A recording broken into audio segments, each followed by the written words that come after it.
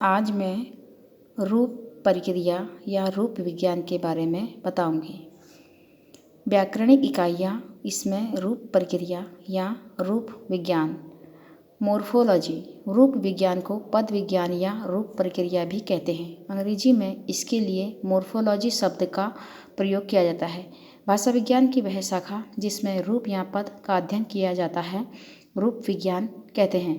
भाषा विज्ञान की वह शाखा जिसमें वास्तव में परंपरागत व्याकरणिक इकाइयों का अध्ययन है उसे रूप विज्ञान, जिसमें प्रकृति और प्रत्यय या संबंध तत्व अर्थ तत्व का अध्ययन किया जाता है उसे रूप विज्ञान कहते हैं। इसलिए इसे व्याकरणिक इकाइयाँ भी कह सकते हैं। व्याकरणिक इकाइयों में मुख्यतः शब्द या वाक्य का वर्णन किया जाता है। आधुनिक भाषा विज्ञान में रूप रचना और शब्द रचना दोनों का विवेचन एक साथ रूप प्रक्रिया का रूप विज्ञान में किया जाता है। रूप प्रक्रिया का स्वरूप और शाखाएं। रूप प्रक्रिया में शब्द और रूप या पद का अंतर। शब्द और रूप या पद का वैधक तत्व विभक्ति है। विभक्ति रहित रूप या पद को शब्द कहते हैं। विभक्ति रहित शब्द को पद कहते हैं। अर्थात शब्दों में विभक्ति या प्रत्यय जोड़कर पद या रूप बनाए जाते हैं। उदाहरण के लिए केवल राम एक शब्द है और राम, राजा, रामो, राम आदि यह सब एक शब्द है। राम शब्द का अगर हम देखें तो राम, रामः, रामो, रामा आदि पद हैं। इसी प्रकार से राम एक शब्द है और राम ने राम को राम से आदि पद का रूप है। वाक्य में शुद्ध शब्द का प्रयोग न होकर सब रूप या पद का प्रयोग हुआ करता है और इसलिए यह कहना ठीक है कि शब्द दो प्रकार के होते हैं, विभक्तिहीन और विभक्ति युक्त। किंतु शब्द को उसके विभक्ति विहीन रूप से ही ग्रहण करना उचित होगा। विभक्ति युक्त शब्द के लिए पद या रूप नाम है और विभक्ति या प्रत्ययों को कुछ विद्वान विभक्ति संबंध तत्व के रूप में मानते हैं, अर्थात जो पदों या रूपों का संबंध निश्चित करे। इस दृष्टि से शब्द और उस सार्थक ध्वनि समूह को कहेंगे जो संबंध तत्व या विभक्ति या प्रत्यय से रहित हों, और पद का या पद रूप में सार्थक ध्वनि समूह का शब्द को कहेंगे जिसमें शब्द तत्व या विभक्ति जोड़ दी जाए। पत्र पढ़ना शब्द है किंतु वाक्य में प्रयुक्त होने पर वे पद या रूप, जैसे कि पत्र पढ़ता है, इसमें पत्र और पढ़ता है और है यह एक पद है, यह अलग अलग शब्दों में विभक्त है। शब्द निर्माण की प्रक्रिया से यह अंतर स्पष्ट हो जाता है कि शब्द सार्थक ध्वनियों का एक समूह है। ल, प, म ये ध्वनियाँ हैं, इनका स्वयं में अपना कोई भी अर्थ नहीं होता है।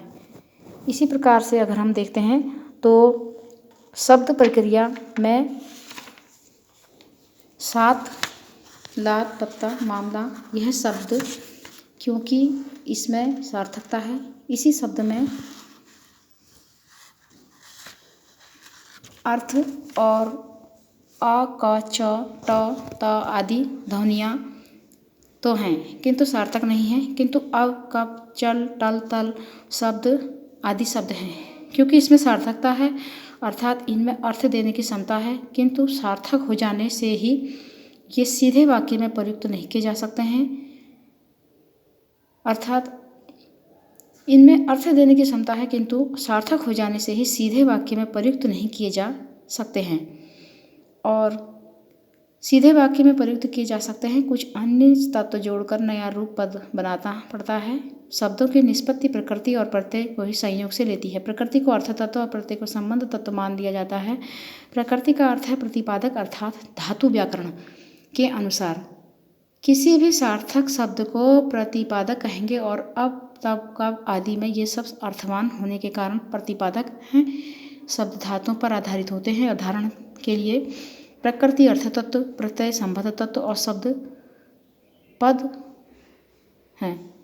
पठ, धन, आनी, धन, पठनी, कर, धन, कर्त, धन, कृत इन शब्दों को हम देखेंगे तो प्रकृति और अर्थ तत्व मूल तत्व हैं और जिसमें अर्थ रखने पे सामर्थ्य होती है, और प्रत्यय या संबंध तत्व इस प्रकार के कार्य व्यापार का सूचक है। कभी विशेषता लाने के लिए उपसर्ग और पूर्व प्रत्यय जोड़कर एक शब्द को दूसरा शब्द बना लेते हैं, जैसे प्रहार, प्रधनहार। इसलिए कुछ लोग प्रकृति के लिए अर्थ तत्व का प्रयोग करते हैं। शब्द बन जाने का तात्पर्य यह नहीं कि उसी रूप में वाक्य को उसका प्रयोग कर दिया जाएगा। अब उसमें कुछ प्रत्यय और संबंध तत्व या विभक्ति को जोड़कर पद बनाने होंगे जो वाक्य में प्रयुक्त किए जाते हैं। प्रकृति के अर्थ धातु केवल नहीं है, जैसा ऊपर उदाहरण के लिए दिया जा गया है। इसका तात्पर्य प्रतिपादक से भी है और विभक्ति प्रत्यय जोड़कर पद भी बनता है।